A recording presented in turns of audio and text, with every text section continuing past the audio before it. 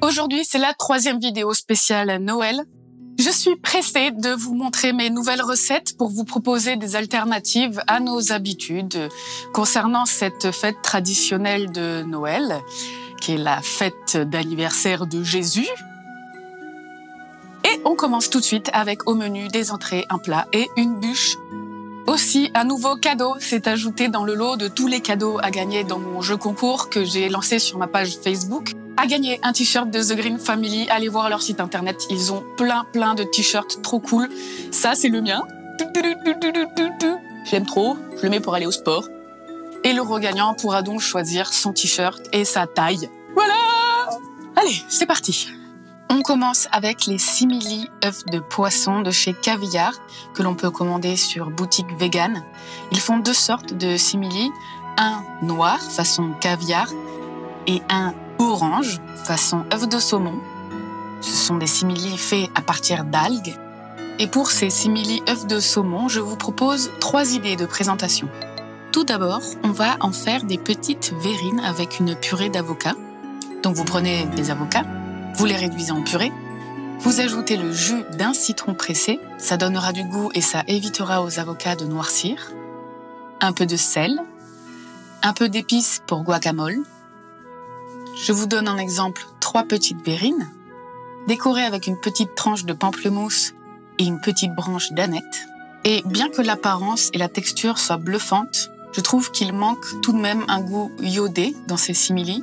Donc on va rajouter des petits haricots de mer, ce sont des algues, on les trouve en magasin bio, que l'on va rajouter comme ceci. Vous pouvez aussi les présenter sur des blinis, tartinez-les avec du fromage à tartiner. Ici j'ai choisi ail et fines herbes. On décore avec un petit bout d'algue, une petite branche d'aneth, et ainsi de suite.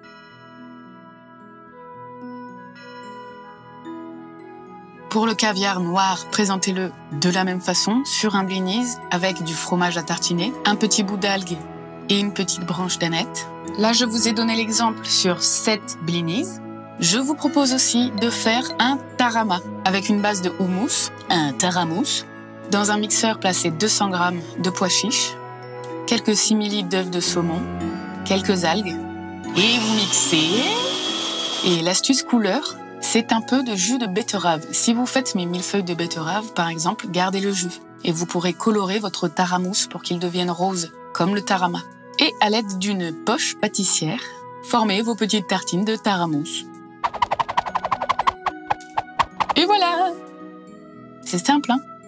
Voilà, je trouve que ce sont de bonnes alternatives pour des œufs de poisson ou des produits de la mer qui peuvent manquer parfois dans un repas de Noël végétal. Bon, après, c'est pas des œufs de poisson, hein. Voilà, va falloir s'y faire. C'est comme le faux gras, ça n'est pas du foie gras. Ne vous attendez pas à des miracles. En tout cas, dans la présentation, ça y ressemble. Dans le goût, on s'en rapproche vraiment avec les algues. Assaisonnez à votre guise, comme vous avez l'habitude de le faire avec les fruits de mer. Ajoutez plus de citron si vous aimez ça, de l'ail. Alors pour certains, les huîtres, c'est vegan, puisque soi-disant, elles ne ressentent pas la douleur. Moi, quand j'entends ça, c'est un peu comme quand j'entends que les poissons ne sentent pas la douleur puisqu'ils ont le sang froid. Alors personnellement, j'ai jamais demandé à un poisson, j'ai jamais discuté avec lui. Quoique. Mais selon moi, ce qui différencie un animal d'un végétal, et la preuve scientifique qu'un végétal ne ressent pas la douleur, c'est que les animaux, les humains, on a un réflexe de fuir le danger. Une plante n'a pas la capacité de fuir un danger pour se défendre. Ou alors ça voudrait dire qu'elle souffrirait, qu'elle agoniserait toute sa vie. Et les coquillages ont ce réflexe de se protéger. Ils se referment pour protéger le mollusque face à un danger mortel. Donc ça me met le doute. Donc, dans le doute, je n'en mange pas. Et je n'ai toujours pas trouvé d'alternative aux huîtres. Quoique.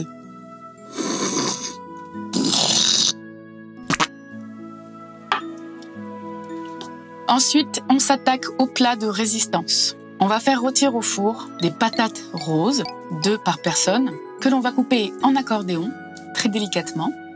On place nos patates coupées sur une plaque qui va au four, un filet d'huile d'olive, du gros sel, de la poudre d'ail, du poivre et un peu de safran sur chacune des patates. On en profite pour faire confire une gousse d'ail par personne, que l'on badigeonne d'huile d'olive pour bien les faire confire. Et pour les végétariens, vous pouvez râper du parmesan au-dessus de vos patates. Et faites cuire 40 minutes à 160 degrés. Vérifiez qu'elles soient bien cuites à l'aide d'un couteau. Et vos patates sont prêtes. Ensuite, nous allons préparer du tempeh avec une sauce au beurre et au champagne. Pour 6 personnes, coupez 3 oignons rouges assez grossièrement que vous allez faire revenir à feu doux dans 100 g de beurre ou de margarine pour les véganes. Et vous allez couper votre tempeh en filets, comme ceci. Le tempeh nous vient d'Indonésie, c'est un aliment fait à partir de soja fermenté. Le goût est assez spécial, donc si vous n'aimez pas ça ou si vous ne mangez pas de soja, vous pouvez très bien remplacer cette recette par du seitan. On va recouvrir nos filets de tempeh avec un citron pressé et du gros sel. Et quand nos oignons rouges sont cuits, on ajoute le tempeh et 25 centilitres de champagne. Et laissez cuire tranquillement une vingtaine de minutes à feu moyen jusqu'à ce que le tempeh boive tout le champagne et qu'il soit bien doré. On va accompagner tout ça avec des haricots verts frais, des haricots verts. On enlève le cucu et la tétette. On les fait bouillir une quinzaine de minutes avec un bouillon de légumes. Il faut qu'ils restent croquants, c'est meilleur. On les égoutte, assaisonnez-les avec de l'huile d'olive, 2 gousses d'ail pressées et du persil frais ciselé. Et pour former les fagots, rien de plus facile. Vous prenez quelques haricots, une tige de ciboulette et vous faites un petit nœud. Et c'est très élégant. N'oublions pas les crudités. Pour ça, on va prendre un gros champignon par personne, dont on va enlever la queue et que l'on va nettoyer de la peau et fourrer-les avec du fromage à tartiner, tout simplement. J'adore cette recette. Elle est tellement simple et elle est tout aussi bonne crue, comme ceci, ou cuite au four, servie à l'apéro. C'est très très bon. On va les présenter joliment sur un lit de salade avec quelques cerneaux de noix, des morceaux de figues, accompagnés de quelques pruneaux, pensez-y, et une sauce vinaigrette au balsamique.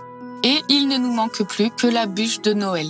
On a besoin de 150 g de farine, 150 g de sucre de canne, 2 yaourts de soja, 1 cuillère à soupe d'eau, un demi-sachet de levure, 1 cuillère à café de bicarbonate de soude, et mélangez bien jusqu'à obtenir une pâte homogène. Placez-la sur du papier cuisson au-dessus d'une plaque rectangulaire qui va au four. Répartissez-la de façon homogène pour former un joli rectangle. Et on va la faire cuire 15 minutes à 200 degrés. Quand elle est cuite et bien moelleuse, je vais vous montrer la technique pour qu'elle ne se casse pas. Donc déjà, sortez-la de la plaque. Recouvrez-la d'un papier sulfurisé. Et hop, retournez-la comme ceci. Et on va la tartiner aujourd'hui avec de la confiture de framboise. Vous pouvez aussi le faire avec de la pâte à tartiner. C'est très bon. Bio et sans huile de palme, s'il vous plaît. Et la technique pour qu'elle s'enroule bien, c'est de découper les bords qui, eux, sont un peu plus craquants et risquent de casser l'enroulement. Vous pouvez très bien les garder, les mettre de côté et les manger demain au petit déjeuner. Roulez comme ceci. Et on va la décorer avec une ganache au chocolat très simple.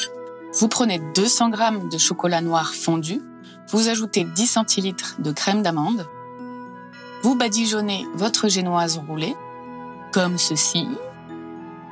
Avec un petit couteau, vous lui donnez l'aspect du bois, un peu de sucre glace, de la poudre dorée comestible, des petites étoiles dorées, et laissez-la reposer au frais 1 heure. Puis présentez-la sur un joli plat, et servez-la accompagnée d'une boule de sorbet framboise, de la chantilly, ici c'est de la chantilly vegan de chez Un Monde Vegan, certains la connaissent, j'en suis sûre, et un spéculoos. Tadam!